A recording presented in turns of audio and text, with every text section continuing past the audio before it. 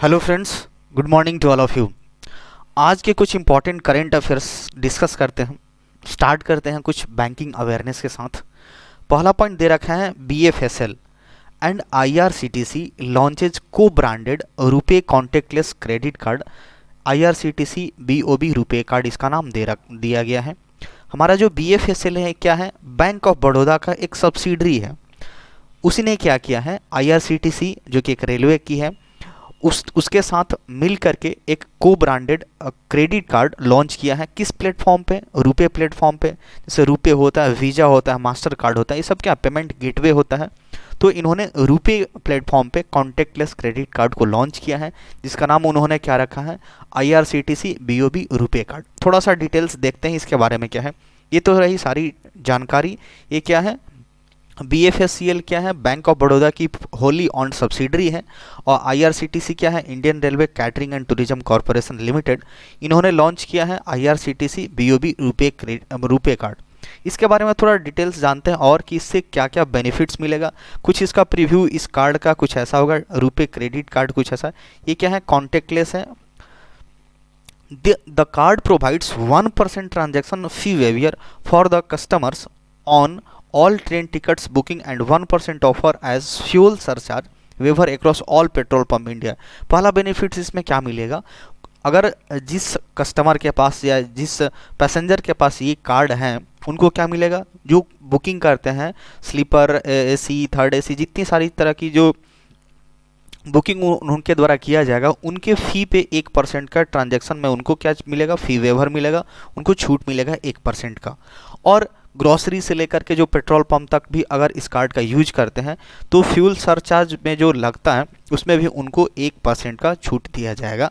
Second हमारा है कि अगर वो 45 दिन के अंदर with in 45 day of card issuance, जिस दिन कार्ड इशू हुआ है उसके 45 दिन के अंदर में अगर वो कोई परचेज करते हैं 1000 रुपये का वर्थ 1000 रुपीज़ या मोर, उससे ज़्यादा का अगर करते हैं with in 45 days of card issuance, 45 दिन के अंदर में अगर करते हैं कार्ड इशू के बाद, तो उनको क्या मिलेगा, 1000 बोनस मिलेगा।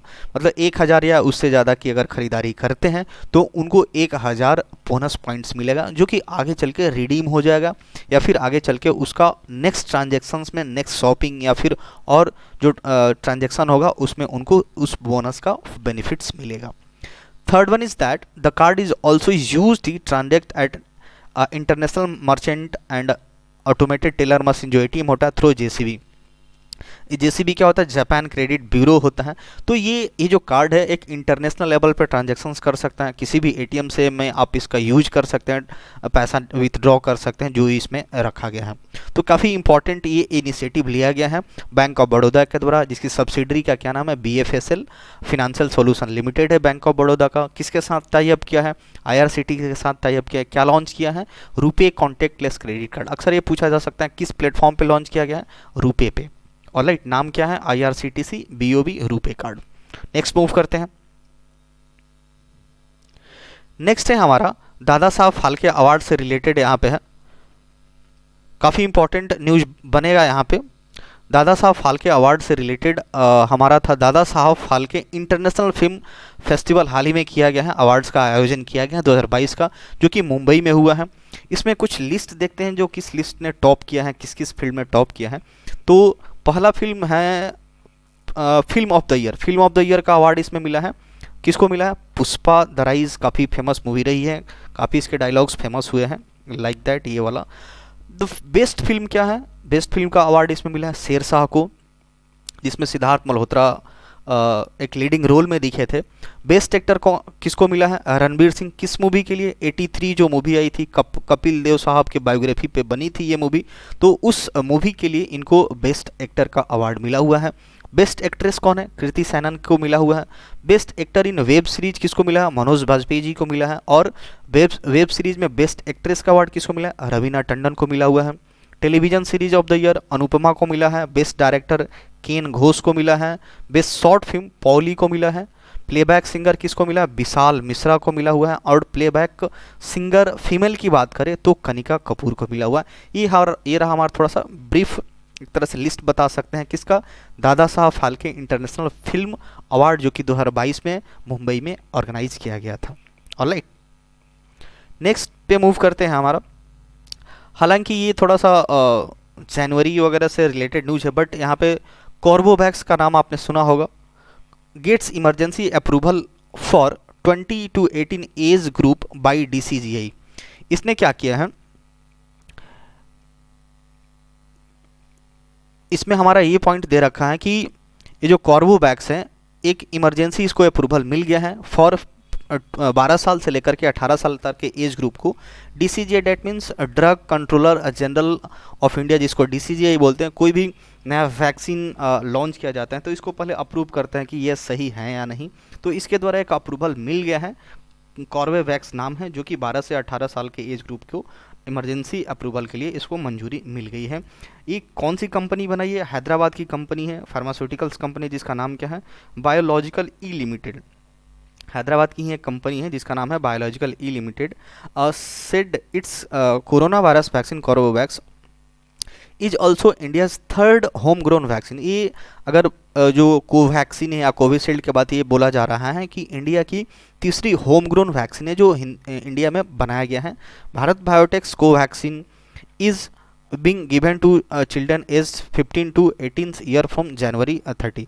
यहाँ पे जनवरी से लेकर के 3 जनवरी से इसका जो कोवैक्सीन था उसको भी 15 से 18 साल के बच्चों को लगाया जा रहा है। तो ये रही हमारी कॉर्बोवैक्स के बारे में, जो कि इमरजेंसी अप्रूवल दे दिया गया है DCGI के द्वारा 12 से 18 साल के एज ग्रुप तक के बच्चों के लिए। नेक्स्ट है हमारा, ये टाटा से रिलेटेड एक न्यूज है। टाटा से रिलेटेड क्या न्यूज है कि इसने बना दिया गया है Takuya Sumura appointed as the new president and CEO of Honda cars limited, Honda cars India. जो होंडा कंपनी है ये इंडिया में जो पूरा अगर देख रेख करते हैं तो केवल यहाँ पे लिखा गया होंडा कार्स इंडिया के जो प्रेसिडेंट और CEO किसको बना दिया गया है, टाकुआ सुमुरा को बनाया गया है। तो ये रहे ये होंडा के इंडिया में जो ब्रांचेज, जितने सारे ब्रांचेज है, इसको प्रेसिडेंट और CEO के तौर पे ये संभालेंगे। Sumura will take over from Gaku Nakanishi who moves from India to regional headquarter in Asia. ये किसका जगह ले रहे हैं, इनका जगह ले रहे हैं। गाकू शॉर्ट में मैं प्रोनाउंसिएशन कर रहा हूँ। ये इनको रिप्लेस कर रहे हैं और ये कहाँ चले गए हैं, इंडिया से वो रीजनल हेडक्वार्टर जो कि एशिया में है वहाँ पे इन्होंने मूव कर लिया है। उसके जगह पे ये क्या है, सुमुरा जी आए हुए हैं। इनका काफ़ी अच्छा खासा एक्सपीरियंस रहा है। Has been associated with Honda Motors for more than 30 years. He has worked in the several international markets including Thailand, Australia, China, Japan, Turkey, Europe and Asia and Oceania regions में इनका काफ़ी vast experience रहा है। तो इनको बस हमको ये इंपॉर्टेंट तौर पे हमको ये याद रखना है कि जो होंडा कार इंडिया में जो है उसके न्यू प्रेसिडेंट और CEO किसको बनाया गया है, ताकुया सुमारा को बनाया गया है। नेक्स्ट हम मूव करते हैं, ये हमारा रेलवे से काफ़ी इंपॉर्टेंट है, जम्मू कश्मीर से रिलेटेड ये न्यूज बन के सामने आ रहा है। इसमें क्या बताया जा रहा है कि ये जो बहुत दिन से एक प्रोजेक्ट चल रहा था जिसका नाम रेलवे से रिलेटेड लिंक है। पहला केबल रेल ब्रिज बनाया जा रहा है, कहाँ पे, वेट या तो एक इंडियन रेलवे से न्यूज़ सामने है। बहुत दिन से यहाँ पे एक ब्रिज का निर्माण किया जा रहा था जम्मू कश्मीर में। ये क्या होगा, काफ़ी इंपॉर्टेंट है, इंडिया का पहला first cable state rail bridge होगा। कुछ ऐसा एक पिलर पे होगा और ऐसे वायर मतलब केबल्स के माध्यम से इसको कनेक्ट किया जाता है जैसे कि ब्रिज वगैरह होता है। तो इस तरह का कुछ यहाँ पे इन्होंने रेलवे के द्वारा पहला एक झलक मिला हुआ है इस ब्रिज का। अंडर कंस्ट्रक्शन है, काफ़ी तेज़ी से बन रहा है ये। Indian railway has shared new images of countries first cable stayed bridge on Anji river in Jammu and Kashmir. Reasi district में पड़ता है, अंजी रिवर के में बनाया जा रहा है। द अंडर कंस्ट्रक्शन अंजी card bridge part of the Udhampur Srinagar Baramulla rail link के तहत, इस प्रोजेक्ट के तहत इसको बनाया जा रहा है। USBRL that means Udhampur Srinagar Baramulla rail project के तहत बनाया जा रहा है। किस नदी पे, अंजी नामक रिवर है उसी के ऊपर बनाया जा रहा है। विल कनेक्ट कतरा एंड रेसी एरियाज थ्रू द रेलिंग। ये किस किस को कनेक्ट करेगा? कतरा और रेसी एरिया को ये रेलिंग्स कनेक्ट करेगा। इसकी हाइट की बात करें, इसकी हाइट की बात करें तो ये आपका बनाया जा रहा है कितने हाइट के ऊपर? 331 मीटर की ऊंचाई पे बनाया जा रहा है above the river bed. River के बेड से 331 मीटर की हाइट पे बनाया जा रहा है इसको। Higher than the Eiffel Tower in Paris, जो पेरिस में जो हमारा एफिल टावर है उससे भी ऊंचा है ये, एक तरह से देखा जाए तो 331 meter above the river bed है। The total length of bridge is 473.25, ये काफ़ी इंपॉर्टेंट थोड़ा डेटा के according, 473.25 meter and it is supported by 96 cable. इसमें कितना 96 केबल के द्वारा सपोर्ट किया जाएगा, कुछ ऐसा इमेज, मतलब ऐसे 96 केबल के द्वारा इसमें सपोर्ट किया जाएगा।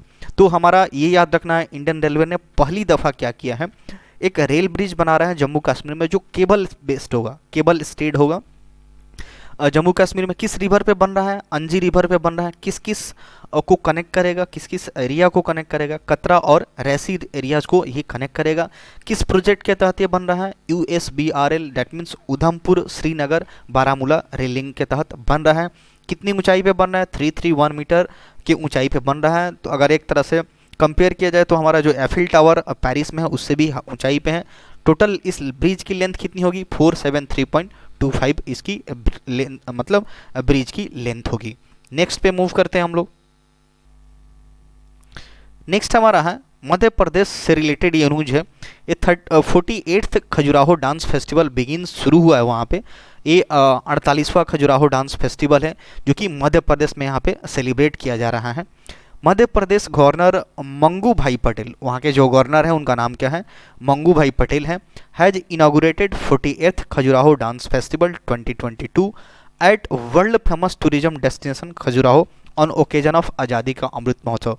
हम लोग आज़ादी का अमृत महोत्सव मना रहे हैं, उसी के उपलक्ष्य में यहाँ पे जो खजुराहो MP में आता है, काफ़ी एक काफ़ी क्या टूरिस्ट डेस्टिनेशन प्लेस है, हेरिटेज प्लेस जिसको बोल सकते हैं।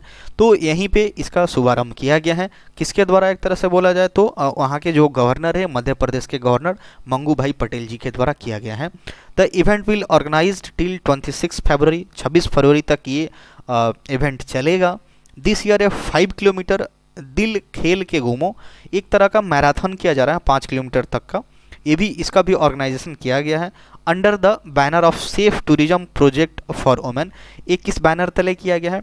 Safe tourism project for women, मतलब महिलाओं के लिए जो टूरिज्म है एक तरह से सेफ, उसको लेकर के यहाँ पे एक थीम रख करके इस मैराथन को किया गया है। 5 किलोमीटर का ये किया जाएगा।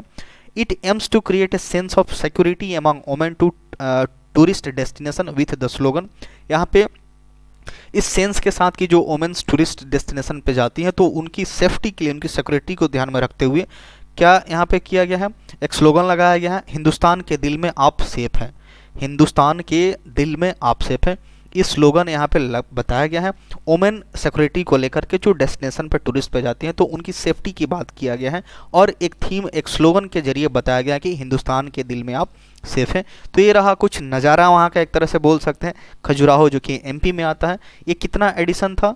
48वां एडिशन था। ये काफ़ी इंपॉर्टेंट होगा। मध्य प्रदेश के गवर्नर है मंगू भाई पटेल जी हैं। नेक्स्ट पे मूव करते हैं हम। नेक्स्ट हमारा है टाटा पावर से रिलेटेड है। Tata Power collaborated with RWE to develop offshore wind projects.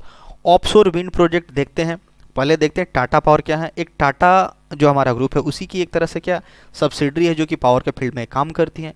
किसके साथ कोलैबोरेशन किया है? RWE जो कि एक जर्मनी की एक कंपनी है।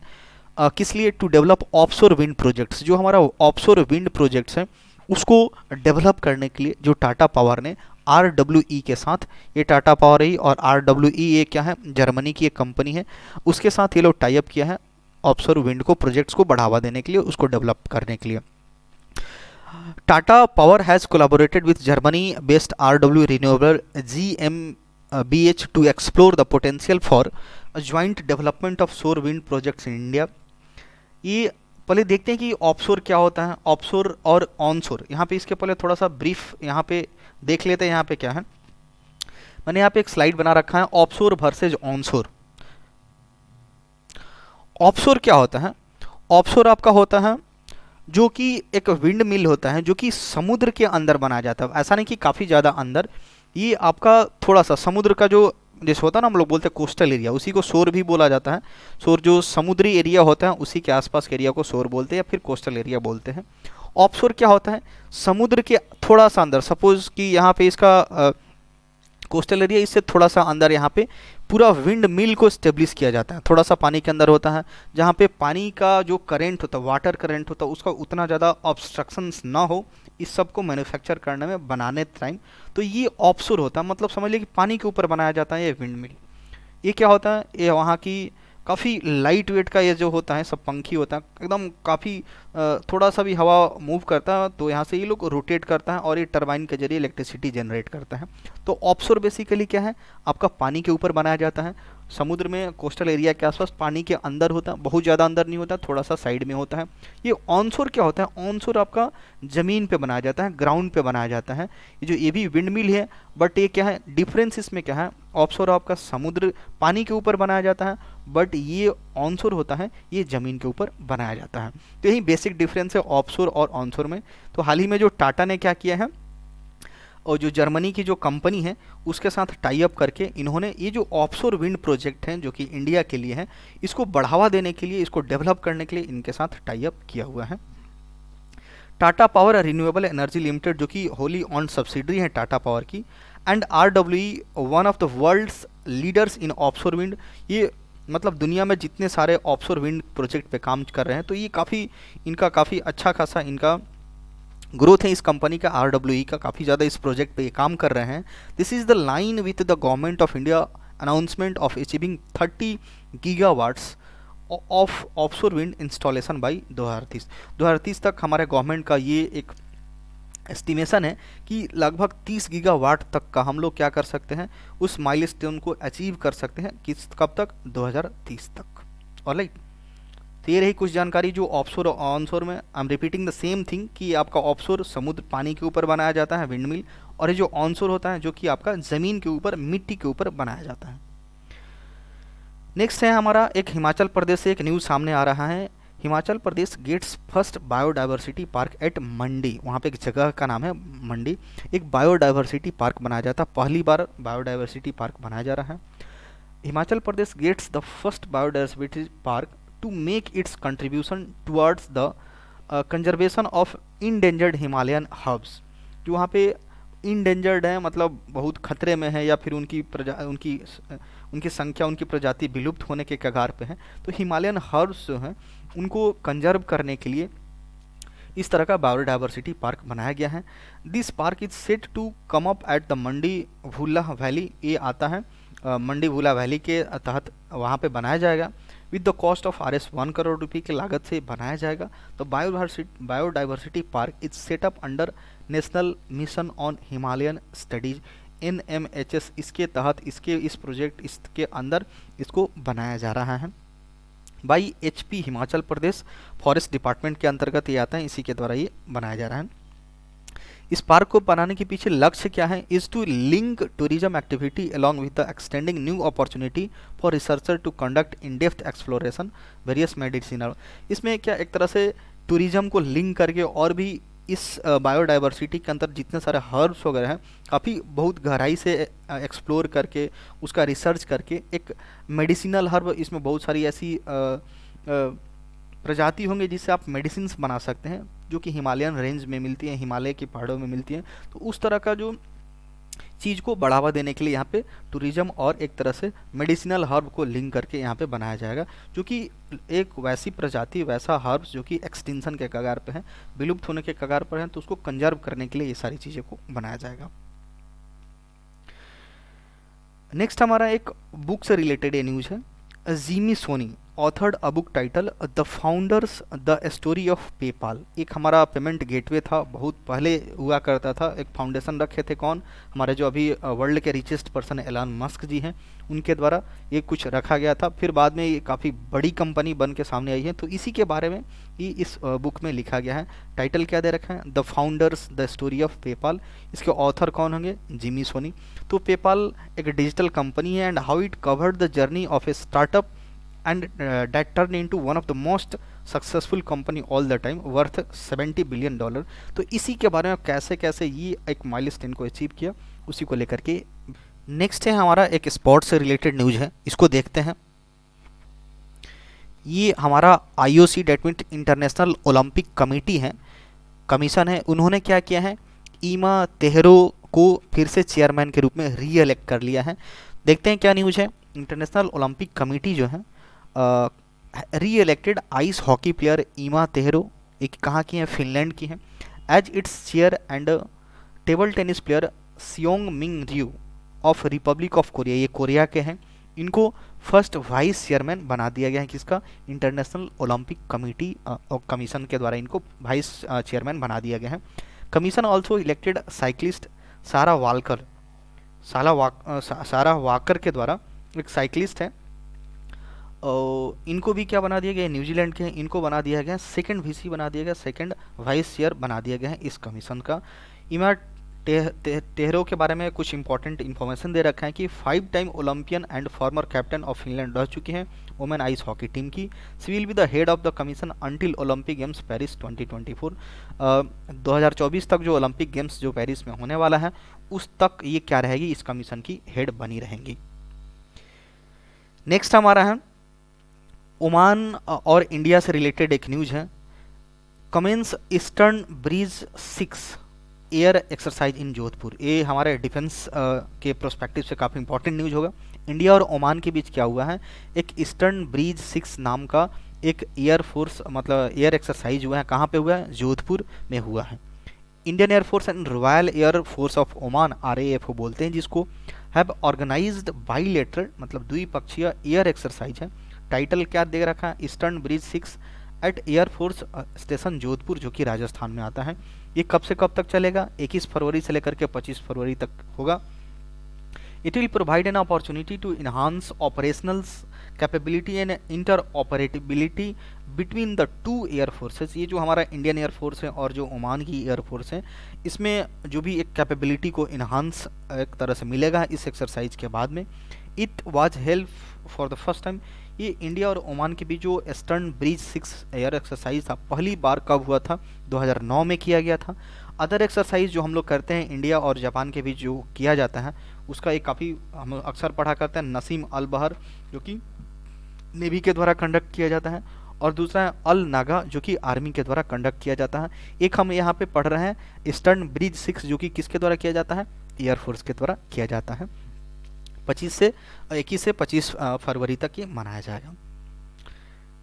नेक्स्ट है हमारा ये चेस से रिलेटेड एक न्यूज है। चेस से रिलेटेड देखते क्या है, R Praggnanandhaa defeats world champion Magnus Carlsen at Airthings master. इसमें क्या कर दिया है, जो आर प्रगानंदा जी हैं ये क्या किया, 16 साल का एक बच्चे हैं, इन्होंने क्या कर दिया है, जो वर्ल्ड चैंपियन है क्या नाम है इनका, मैग्नस कार्लसन, उसको हरा दिए हैं। ये किसमें, एक एयर थिंग्स मास्टर करके समझ लिए गेम है, ऑनलाइन गेमिंग होता है, टूर्नामेंट समझ सकते हैं, तो इन्होंने मैग्नस कार्लसन को हरा दिया है। India grand master R Praggnanandhaa has defeated world champion Magnus Carlsen in 8th round of Airthings master chess competition एक हो रहा था। ये ही ओन विथ ब्लैक पीस 39वां मूव में इनकी ब्लैक पीस की मूव थी, उस दरमियान इन्होंने हरा दिया है। Prior to this Indian registered solitary win versus Levon Aronian along with recording 2 draws and 4 डिवीज। यहाँ पे कुछ दिया है इनके बारे में, गेम से रिलेटेड कुछ है। एयरथिंग क्या है, एयरथिंग मास्टर क्या है, 16 player online rapid chess tournament होता है जो कि ऑनलाइन किया जाता है। He has become the 3rd Indian to beat Carlsen after Viswanathan and P Harikrishna. ये तीसरे भारतीय बन गए हैं जो कि हमारे ग्रैंड मास्टर रह चुके हैं, विश्व चैंपियन रह चुके हैं, विश्वनाथन आनंद जी और पी हरिकृष्णन। इसके बाद ये तीसरे इंडियन बन गए हैं जो कार्लसन को, जो मैग्नस कार्लसन जो वर्ल्ड चैंपियन है उनको हराए हैं इस 16 ईयर एज के। नेक्स्ट है हमारा Sudha Raghunathan appointed as the member of CABC। CABC क्या है, central advisory board of culture, ये है। तो इसने क्या किया है, सुधा रघुनाथन को एक मेंबर इसके रूप में अपॉइंट किया है। Sudha Ranganathan has appointed as the member of central advisory board on culture by ministry of culture के द्वारा इनको बना दिया गया है, इनका मेंबर बना दिया गया है। सुधा रघुनाथन इनका नाम है। ये established to provided policy advice to ministry of culture and developing from, जो भी हम कल्चर और इससे रिलेटेड जो डेवलपमेंट का प्रोग्राम करते हैं तो उससे लेकर के जो पॉलिसी बनाई जाती है तो उसकी एक एडवाइजरी मेंबर के रूप में ये रहेंगी। तो ये रही कुछ CABC के बारे में कुछ इंपॉर्टेंट इन्फॉर्मेशन। ये क्या होगा, एक डिसीजन मेकिंग का काम करेंगी। जो भी एक डोमेन्स हमारे इंडिया में बहुत सारे तरह के हमारे कल्चर्स हैं, उसको डिसीजन मेकिंग में, उसको कल्चर को डेवलप करने में इनका काफ़ी ज़्यादा योगदान रहेगा। नाम क्या है इनका, सुधा रघुनाथन। नेक्स्ट है हमारा PM Modi flags of 100 kisan drones to spray pesticides in farms. इन्होंने हमारे मोदी जी हैं, इन्होंने क्या किया है, एक इनॉग्रेशन किया है। 100 ड्रोन्स को उड़ा करके, फ्लाई करके, वो क्या करेगा, हमारे जो फील्ड्स हैं, जो खेत हैं, उसमें पेस्टिसाइड्स को स्प्रे करने का काम किया जाएगा ड्रोन के माध्यम से। काफ़ी इनोवेटिव आइडिया है ये कि खेत में आप ड्रोन उड़ाओ और जो भी आप दवाई वगैरह छिड़कते हैं हम लोग, तो ड्रोन के माध्यम से ही आप कर सकते हैं। तो PM Narendra Modi has flagged off 100 kisan drones in different cities and towns of India to spray pesticides in farm across India. आप मतलब पेस्टिसाइड स्प्रे कर सकते हैं अपने खेतों में। Kisan drones it will be use to boost agriculture sector in a country. हमारे country में एग्रीकल्चर सेक्टर को काफ़ी बढ़ावा देने में काफ़ी मदद करेगा। It's use be promoted for the crop assessment, digitization of land records, spraying of insecticides and the nutrient.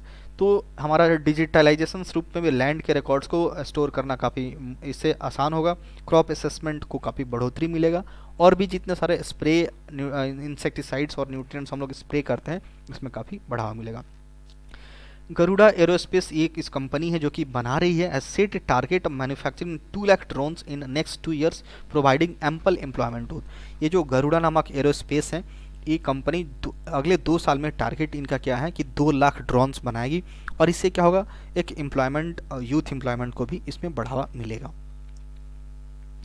Next है हमारा ऑबिचुअरी से रिलेटेड है। Andhra Pradesh industries minister Mekapati Gautham Reddy passes away. ये आंध्र प्रदेश के एक इंडस्ट्रीज मिनिस्टर थे, उनका हाल ही में देहांत हो गया है। ये 50 ईयर्स के थे, हैदराबाद तेलंगाना से बिलोंग करते हैं। He return to India from Dubai expo recently, जो हाल ही में दुबई एक्सपो हुआ था उसे आए ही थे, तो उनका देहांत हो गया है। ये 2 बार MLA रह चुके हैं अतमाकुर असेंबली से, जो कि आंध्र प्रदेश के नेल्लौर डिस्ट्रिक्ट में आता है। ये he was the minister of industries, commerce and information technology in Andhra Pradesh government. Andhra Pradesh government में ये इंडस्ट्रीज, कॉमर्स और इंफॉर्मेशन टेक्नोलॉजी के मिनिस्टर भी रह चुके थे। नेक्स्ट है हमारा West Bengal government to build memorial of भाषा शहीद सख्त इन मुर्शिदाबाद। इसमें क्या किया जाएगा, जो हमारी जो वेस्ट बंगाल की गवर्नमेंट है क्या बिल्ड करे, क्या बना रही है, एक मेमोरियल बना रही है भाषा शहीद बरकत मुर्शिदाबाद में, इसको बनाया जा रहा है। हमारी जो चीफ मिनिस्टर ममता बनर्जी जी हैं announce to build up memorial of भाषा shahid Barkat at residence at Babla village in Salar Murshidabad में बनाया जा रहा है। ये announcement was made on occasion of international mother tongue day in Kolkata. शहीद बरकत, जिनका नाम अब्दुल बरकत भी था, एक प्रोटेस्टर थे, अपनी भाषा के लिए काफ़ी अपनी जान गंवा दी हैं। तो ये जो एक इनिशिएटिव लिया गया, कब लिया गया, मदर लैंग्वेज डे जो हम लोग हाल ही में मनाए हैं, 21 को ही मनाया, 21 फेब को। तो ये एक ऐसे आदमी थे शहीद बरकत जी, जिन्होंने अपने बंगाली लैंग्वेज के लिए बहुत प्रोटेस्ट भी किया और मारे भी गए थे, उनका हत्या भी कर दी गई थी। तो इनकी याद में इनको एक तरह से ऑनर देने के लिए इनका एक मेमोरियल बनाया जा रहा है, भाषा शहीद बरकत बनाया जा रहा है। ही वॉज अवार्डेड इकू से पदक 2000 में इनको इस अवार्ड से सम्मानित भी किया जा चुका है। नेक्स्ट है हमारा पुणे से एक रिलेटेड न्यूज है। Pune to get its first lotus lake at Khatpewadi. Khatpewadi एक जगह है जहाँ पे क्या किया जाएगा, पहला लोटस लेक मतलब एक कमल का झील बनाया जा रहा है। क्या जगह है, खतपेवाड़ी जगह का नाम है। किसके द्वारा बनाया जा रहा है, राम नदी रेस्टोरेशन मिशन RRM जिसको बोलते हैं, इसी के द्वारा अनाउंस किया गया है। पुणे में पहले लोटस लेक जो कि इस क्या खतपेवाड़ी लेक पे बनाया जाएगा।